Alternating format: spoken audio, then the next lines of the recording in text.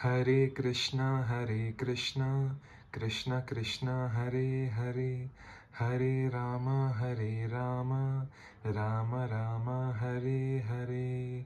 All glories to Bhagavan Shri Krishna, Radha Madhava, and all glories to Srila Prabhupada, Jagat Guru Srila Prabhupada, by whose mercy we are able to understand the divine words of Bhagavan Shri Krishna. Hare Krishna. Hare Krishna everyone. So in this video we'll read chapter 1 verse 2 and verse 3. So let's start.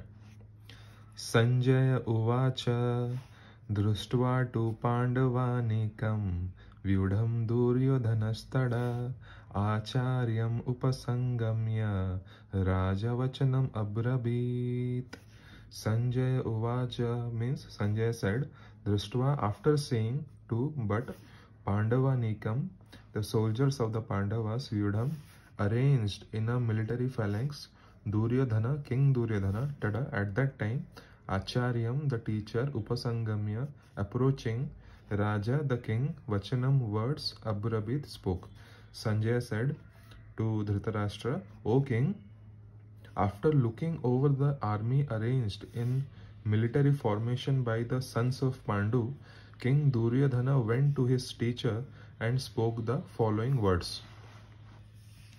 Purport given by His Grace. Dhritarashtra was blind from birth. Unfortunately, he was also bereft of spiritual vision. He knew very well that his sons were equally blind in the matter of religion, and he was sure that they could never reach an understanding with the Pandavas, who were all pious since birth. Still, he was doubtful about the influence of the place of pilgrimage, and Sanjaya could understand his motive in asking about the situation on the battlefield.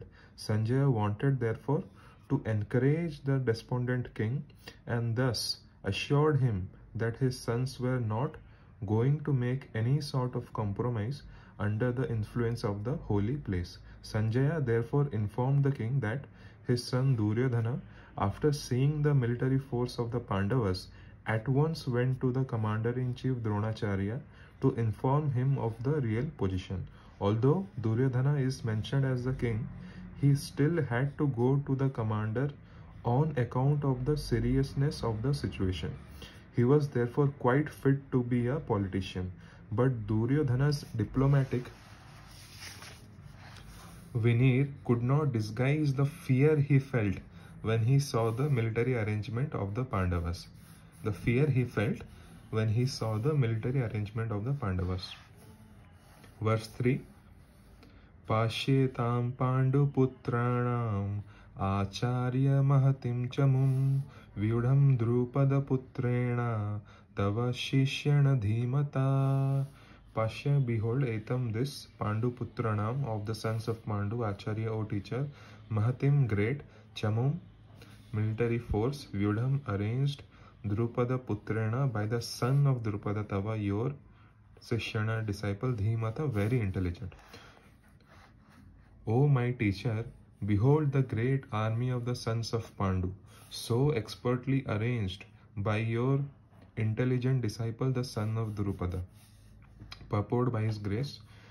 Duryodhana, a great diplomat, wanted to point out the defects of Dronacharya, the great Brahmana commander-in-chief.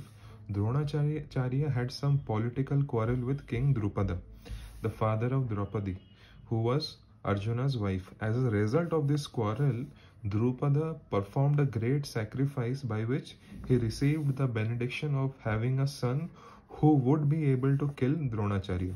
Dronacharya knew this perfectly well, and yet as a liberal Brahmana, he did not hesitate to impart all his military secrets when the son of Drupada, Drishtadumna, was entrusted to him for military education.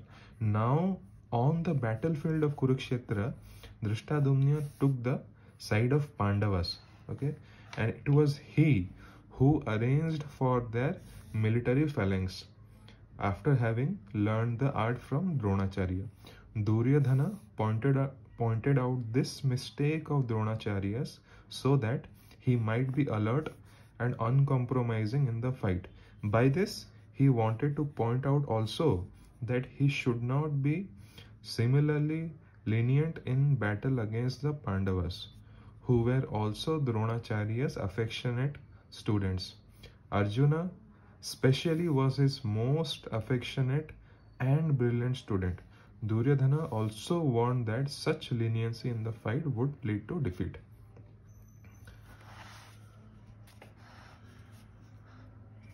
So guys, in the next video we'll continue from chapter 1 verse 4. Hare Krishna. Hare Krishna.